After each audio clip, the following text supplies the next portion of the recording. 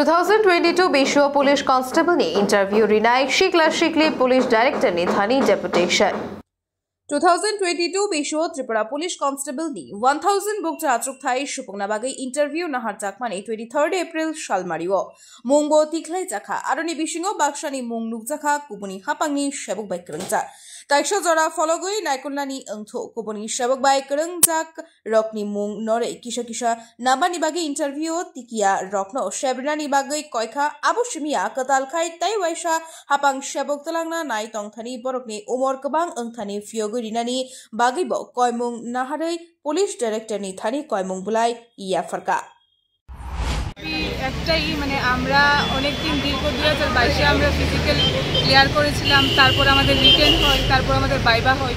তো সব কিছু ক্লিয়ার করার পর আমাদের ওই মেরিট লিস্টটা বেরিয়েছিল এপ্রিল মাসের 3 তারিখে। তো এটা অনেক লেট হয়ে গেছে, প্লাস আমরা এখানে যে ক্যান্ডিডেটগুলি আছি সবার ওভারহেজ হয়ে গেছে আর কি। তো আমরা এটাই চাই, মাননীয় মুখ্যমন্ত্রীর কাছে একটাই দাবি চাই যে আমাদের একটু ওয়েটিং লিস্টটা যাতে দেওয়া হয়, কারণ আমাদের সাথে এরকম ক্যান্ডিডেট আছে যারা এসএসসিতে অলরেডি চাকরি পেয়ে গেছে। তো আমরা চাই যদি ওদের জায়গাতে আমাদের পোস্টগুলি দেওয়া হয় তাহলে আমাদের মতো পরিবারগুলি বেঁচে যাবে, প্লাস আমাদের ফিউচারটাও একটা জায়গায় যেয়ে পৌঁছবে। তো এই দাবিতে আমরা সম্মিলিত হয়েছি। আর আরেকটা দাবি, যেহেতু আমাদের যে ইন্টারভিউ প্রসেসিংটা অনেকটা লেট হয়েছে, 3 বছর লেগেছে, এটা যদি মুখ্যমন্ত্রী আমাদের এজ রিল্যাক্সেশনটা একটু দিত, নেক্সটে যেই আসবে 916টা পোস্ট আসবে ওরা জানিয়েছে, তো এটাতে যদি সবাইকে এজ রিল্যাক্সেশনটা দিত তাহলে সবাই মানে উপকৃত হতাম, আমরা সবাই আবার ইন্টারভিউ দিতে পারতাম। আর এখন মূলত আমাদের একটাই দাবি, যারা আমাদের এসএসসি জিডিতে সিলেক্টেড হয়ে গেছে তারা আবার ত্রিপুরা পুলিশে সিলেক্টেড হয়েছে, ওদের জায়গাতে আমাদের যদি জয়েন করাতো তাহলে আমরা খুব উপকৃত হতাম। মাননীয় মুখ্যমন্ত্রীর কাছে আমাদের সবাই হাত জোর করে একটাই দাবি, স্যার প্লিজ আমাদের ওয়েটিং লিস্টটা দিন। যেহেতু আমরা এখানে যারাই আছি এখান থেকে যদি 2 জন 3 জন 5 জনও যদি চাকরি পাই আমাদের পরিবার আমরা সবাই বেঁচে যাব। এই আবেদনে আমরা আজকে সবাই সম্মিলিত হয়েছি। আমরা আজকে হেডকোয়ার্টারে গিয়ে একটা অ্যাপ্লিকেশন করব, যদি ওরা আমাদের দিকে একটু মানে তাকায় বা একটু যদি উপকার করেন তাহলে আমরা অনেকটা উপকৃত হব। সবাই মিলে এই দাবিতেই আমরা আজকে এক সম্মিলিত হয়েছি। পোস্টটা কি ছিল এবং কতগুলি পোস্ট ছিল? পোস্টটা ছিল ত্রিপুরা পুলিশ কনস্টেবলের 1000 পোস্ট ছিল। মাননীয় মুখ্যমন্ত্রীর কাছে আবেদন রাখছি, আমাদের যে 2022 সালে ত্রিপুরা পুলিশের নোটিফিকেশন এসেছিল, সেই নোটিফিকেশনের মাধ্যমে আমরা ফিজিক্যাল কোয়ালিফাই করি। ফিজিক্যাল কোয়ালিফাই করার পর দীর্ঘ 1 বছর পরে আমাদের রিটেন এক্সাম হয়েছিল।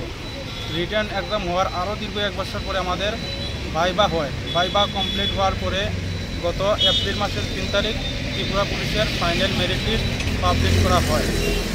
এই ফাইনাল মেরিট লিস্টে আমাদের অনেক পরিচিত বন্ধু বা ভাই বোনরা ত্রিপুরা সরকার এবং ভারত সরকারের বিভিন্ন চাকরিতে ওরা অলরেডি জব পেয়ে গেছে।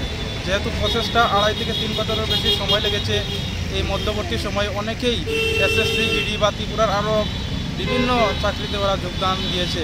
তাই ওরা বর্তমানে এখন অনেকেই জয়েন করবে না। সেই জায়গায় যদি আমরা যারা দীর্ঘ মেহনত করার পরে 1-2 নাম্বার বা কিছু পয়েন্ট নাম্বারের কারণে আমরা ফাইনাল মেরিট লিস্টে আমাদের নামের তালিকা জায়গা করতে পারিনি, আমাদেরকে যদি ওয়েটিং লিস্ট দেওয়া হয় তাহলে আমাদের অনেকটা পরিবার উপকৃত হবে এবং আমরা আমাদের পরিবারের পাশে দাঁড়াতে পারবো। এটা আমি আপনাদের মাধ্যমে রাজ্যের মাননীয় মুখ্যমন্ত্রী ও ত্রিপুরা পুলিশের মহানির্দেশক মাননীয় ডিজিপি মহাশয়ের কাছে আবেদন রাখছি। এছাড়া আমরা যারা 2022 সালে ত্রিপুরা পুলিশে 6000-এর মতো ক্যান্ডিডেট ফিজিক্যাল কোয়ালিফাই করে রিটেন কোয়ালিফাই করেছি 4975 জন। তাতে রিটেন কোয়ালিফাই করার পরে আমরা ভাইভাতে অ্যাটেন্ড করেছিলাম, কিন্তু আমাদের মার্ক কিছু কম থাকার কারণে আমরা ফাইনাল মেরিট লিস্টে আমাদের নাম আসেনি। তাই আপকামিং 916টা ভ্যাকেন্সি ত্রিপুরা রাজ্যে কিছুদিনের মধ্যে আসতে চলেছে। সেটাতে যেন আমরা যারা